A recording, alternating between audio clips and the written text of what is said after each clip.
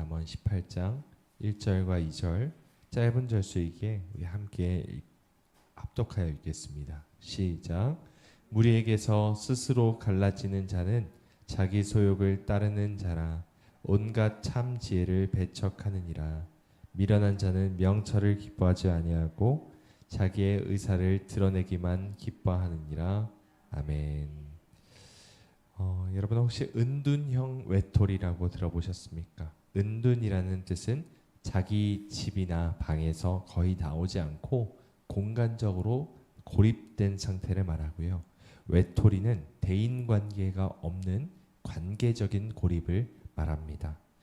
그러니까 자기 집에서 나오지 않고 사람들과 관계하지 않는 사람을 은둔형 외톨이라고 말하죠. 우리나라의 정부 조사를 보면은 24만 명가량이나 된다고 합니다. 하지만 은둔형 외톨이라는 특성상 조사가 쉽지가 않습니다. 훨씬 더 많을 것으로 보죠. 전문가들은 앞으로 이런 고립된 사람들 스스로가 이 관계를 맺지 않고 스스로를 혼자 외톨이로 두는 사람들이 훨씬 많아질 것이라고 예상합니다. 심지어 이것이 사회적인 문제로까지 대두되죠. 오늘 본문에는 이런 은둔형 외톨이는 아니지만 심지어 자기 스스로를 외톨이로 만드는 그런 사람에 대한 이야기가 나옵니다. 우리 1절 말씀을 함께 읽어볼까요? 1절입니다. 시작. 무리에게서 스스로 갈라지는 자는 자기 소욕을 따르는 자라. 온갖 참 지혜를 배척하느니라. 아멘. 외톨이의 특성은 자기 스스로를 무리에서 갈라지게 하는 자다라고 말하는데, 이런 사람이 무엇을 따르기 때문에 외톨이가 되느냐? 자기 소욕을 따르기 때문에 공동체에서 떨어져 나가서 스스로를 고립시킨다는 것입니다. 자기 자신의 욕구가 제일 우선인 사람, 자기 중심적인 사람은 남을 생각하지 못하게 되죠. 결과적으로는 내가 그렇게 하고 싶지 않아도 스스로를 외톨이가 되게끔 만드는 꼴이 됩니다. 2절도 같은 맥락입니다. 미련한 자는 명철을 기뻐하지 아니하고 자기의 의사만 드러내기만 기뻐하느니라. 자기의 의사를 드러내기만 기뻐한다라고 말합니다. 자기 중심적인 사람은 남에게 관심이 없죠. 자기 중심적인 사람은 남에게 관심이 없고 그냥 13절 말씀처럼 사연을 듣기 전에 대답하는 자는 미련하여 욕을 당한다 말하는데, 마치 이처럼 내 이야기를 하고 싶어서 못 참고 대화를 자르기 바쁩니다.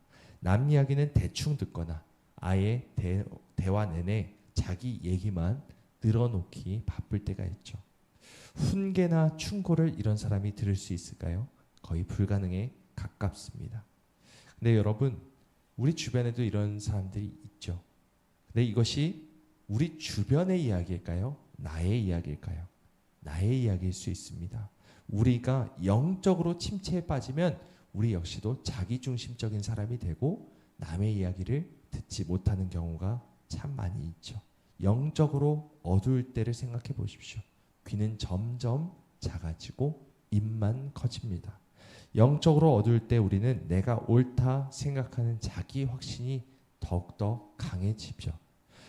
다른 사람들이 나에 대해 조언하는 것을 기분 나빠하게 됩니다. 자꾸 내 말이 많아집니다.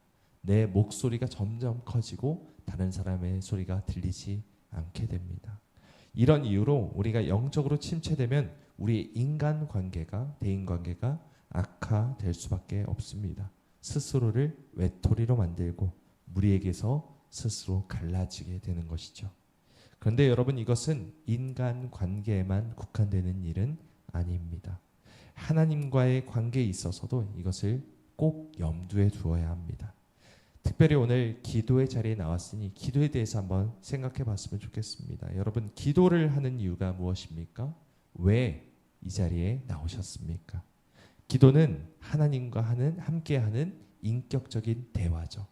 우리는 하나님과 대화를 하기 위해 이 자리에 온 것입니다. 대화는 일방적이어서는 안 됩니다. 양방향의 소통이 되어야 되는 것이죠. 주고 받아야 합니다. 예수님은 기도에 대해서 이렇게 말씀하셨습니다. 또 기도할 때 이방인과 같이 중언부언하지 말라. 그들은 말을 많이 하여야 들으실 줄 생각하느니라. 아멘. 여러분, 우리의 기도가 혹시 이런 이방인의 기도를 닮아 있지는 않습니까? 그냥 아무 생각 없이 하나님은 들으시고 제가 말하겠습니다. 계속해서 내 말만 늘어놓는 것이 기도라고 생각하고 있지는 않습니까? 말만 많이 늘어놓을 뿐 하나님이 뭐라고 말씀하시는지 하나님의 뜻이 무엇인지를 분별하려 하지 않는다면 그것은 이방인의 기도이며 하나님이 원하시는 대화의 모습이 아닐 것입니다. 우리는 혹시 자기중심적인 마음을 가지고 기도하고 있지 않습니까?